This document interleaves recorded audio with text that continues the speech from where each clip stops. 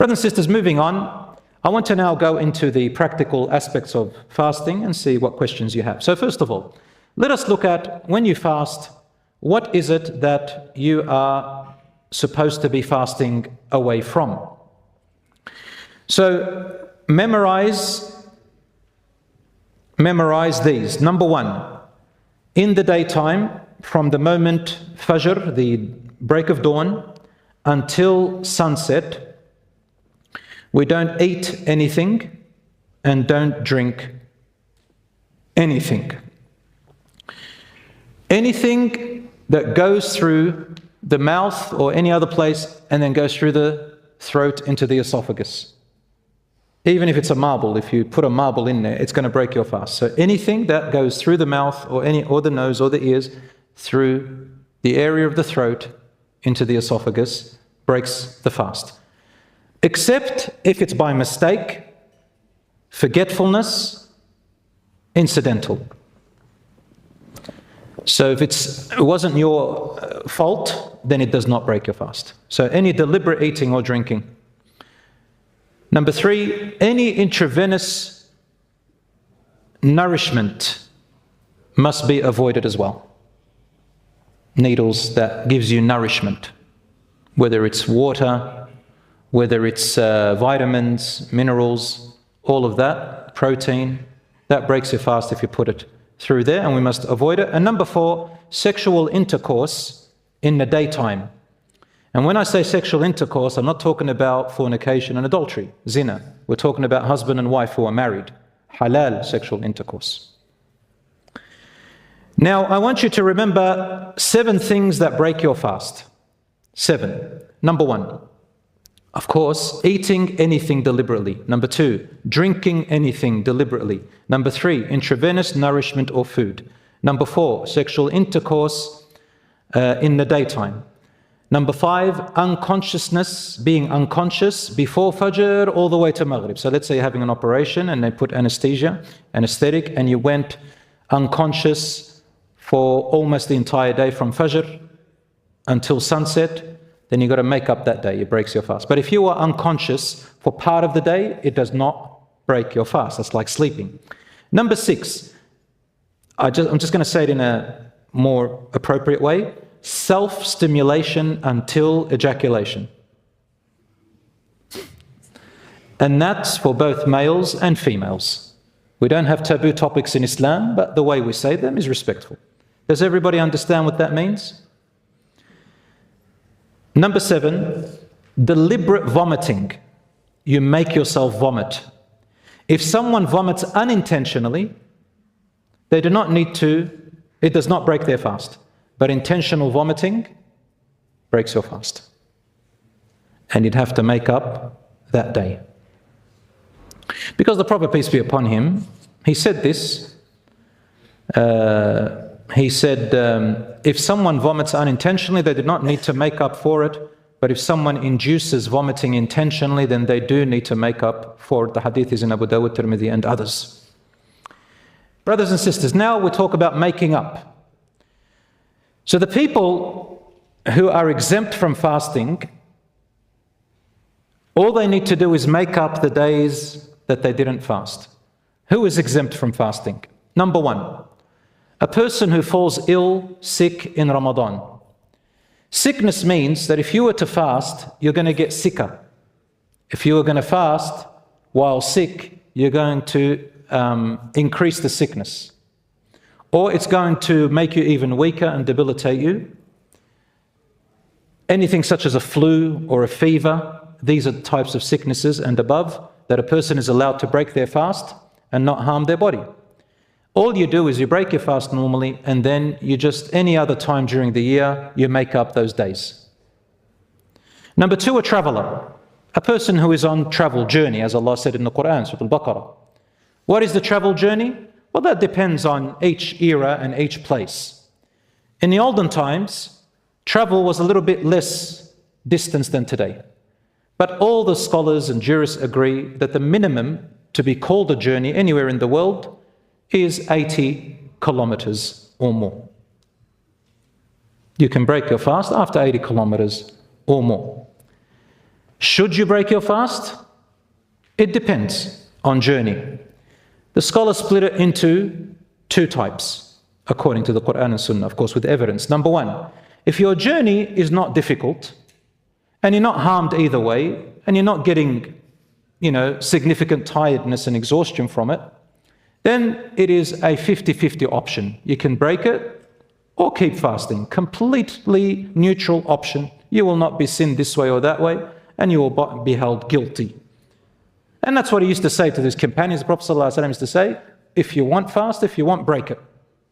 The second circumstance is that if you're on a journey and you find that the journey is exhausting you truly, you're getting severely dehydrated, you're getting, or even medium dehydrated, and so on, such as flying in the aeroplane, some people get affected with their dehydration. If it starts to exhaust you, then it is better. You get rewarded for breaking the fast. But you have the option to still fast, so long as it's not dangerous. But it is better to break your fast. And this is based on the hadith in Sahih Bukhari and Muslim, when the Prophet, peace be upon him, was on a journey and he saw two men under a tree. They were exhausted, about to faint. He said, what's their story? They said, they're fasting, Ya Rasulullah. They refused to break their fast. The Prophet, peace be upon him, said, Laysa min al-birri as-siyamu fi safarin. It is not considered virtuous or pious that a person fasts while on travel, meaning in travel when you're exhausted like that. It's not virtuous to do it, to put harm on yourself and hardship. The other way that you're exempt from fasting, so if you're on travel, you just make up those days later on during the year. The third way that you're exempt from fasting is if you are old in age, too frail for fasting to be healthy for you anymore. And we find this Malik ibn Anas radiallahu anhu, who used to serve the Prophet, peace be upon him, as a child. He grew up and he became old age. And because of his frail old age, he couldn't fast. It was hard for him, so he used to break his fast. What does a person who is old and frail, unable to ever fast, what do? They don't make up the day. They pay something called Fidya. And Fidya means a redemption. So what they do is they just feed one poor person a meal per day for each day that they broke. The other person who is exempt is a person who has terminal illness. They can't fast.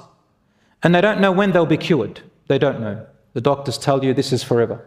Such as a person who has diabetes, type 1 for example. It's chronic. Some people think, but I can fast. But you see, it affects you in the long run.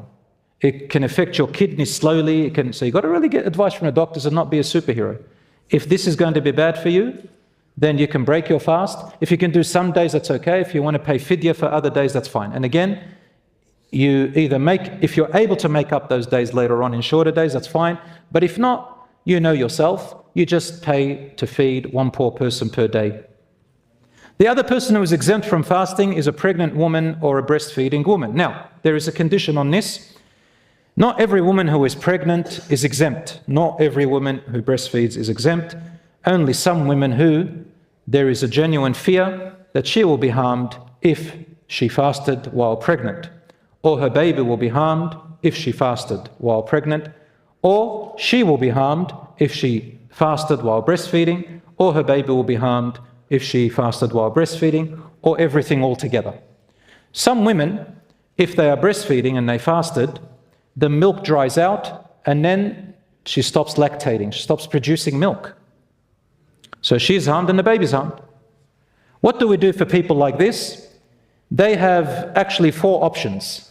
But without going to technicalities, because different views among the schools of thought, the safest one and the best one that I lean towards, and the view which agrees more with the Quran, is to just make up the day another time. Make up the day another time. Very easy, like that. I think that's about it for those who make up the day. Now, moving on. What does not break your fast? What does not break your fast? Oh, actually, I've got one more thing.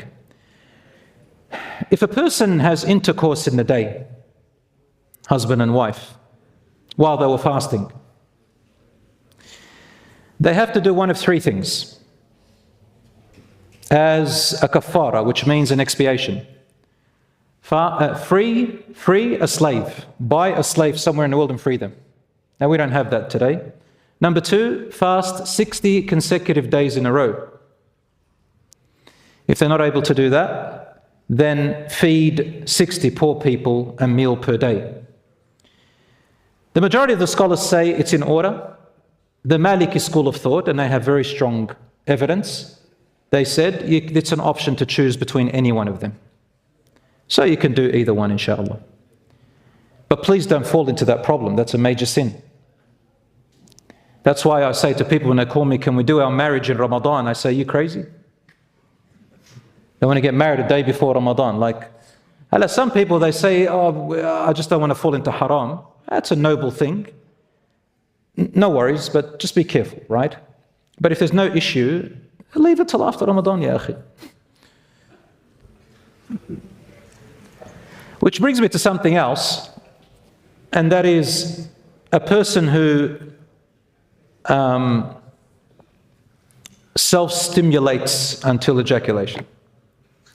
If they do that in the daytime, they just make up the day and they ask Allah to forgive them, they repent. Of course, you don't have to be deliberate. It's only if the desire got you and you got weak and this happened to you, you've got to make up the day, but you've got to continue fasting there. You can't say, oh, well, I'll just eat. No, you can't do that. If you fall into that, you've got to continue fasting the rest of the day and make up that day and repent to Allah. Now, I'm going to quickly go through the ones that don't break your fast, which people think they do, and I have researched them very carefully. And if somebody goes with a different view, you're welcome to do that. I am not enforcing this on anybody, because in some of these cases there can be different valid views, but this is the middle, or the strongest evidence that Allah knows best, that I feel is correct, inshallah, and the one that has the majority view of the jurists around it. Number 1, what does not break your fast? Accidentally drinking or eating, such as forgetful. You forgot and you ate a whole stomach full. You ate a kebab, and then you followed it up with water and juice and then dessert. You had a sleep and you had a beautiful sleep and you got up and you still forgot and had dinner. So you had a fiasco that day. That person who forgot doesn't have to make up the day. The Prophet, peace be upon him, said, Allah has given him food and drink. It's a gift. And everybody is making dua now to be that person. Number 2, brushing your teeth. Theoretically, it does not break your fast. Practically, it depends.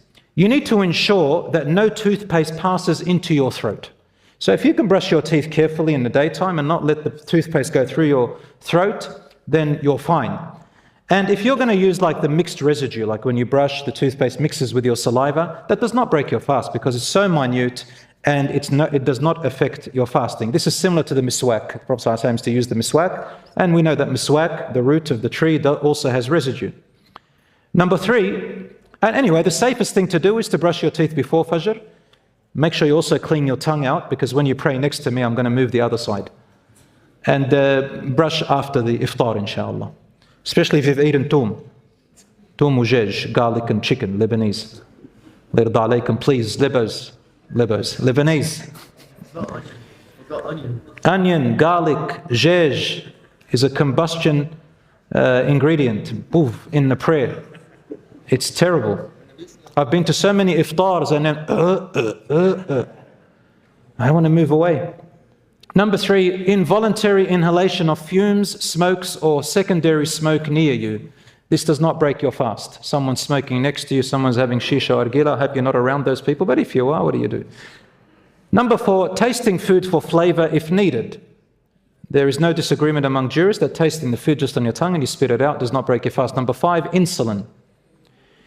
It moves sugar from blood into our cells for energy. This does not break your fast. Number 6, asthma inhaler, the puffer. Using an asthma inhaler during the day in Ramadan doesn't break the fast.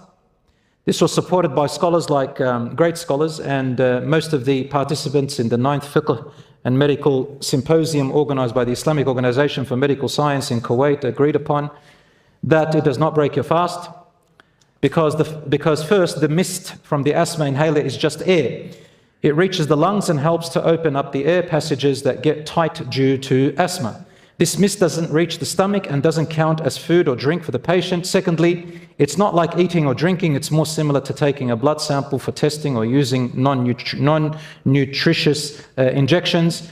Number three, even if some of the inhaler mist gets into the esophagus and then the stomach, it is very little. The small canister has about 10 millimeters of liquid medication, which is meant for around 200 puffs. Each puff only uses up a tenth of a milliliter, which is really a tiny amount. Fourth, it's compared to the use of the miswak, the toothpaste, toothstick. So in short, using an asthma inhaler while fasting is considered okay by many scholars. Some people will say that means cigarettes are okay.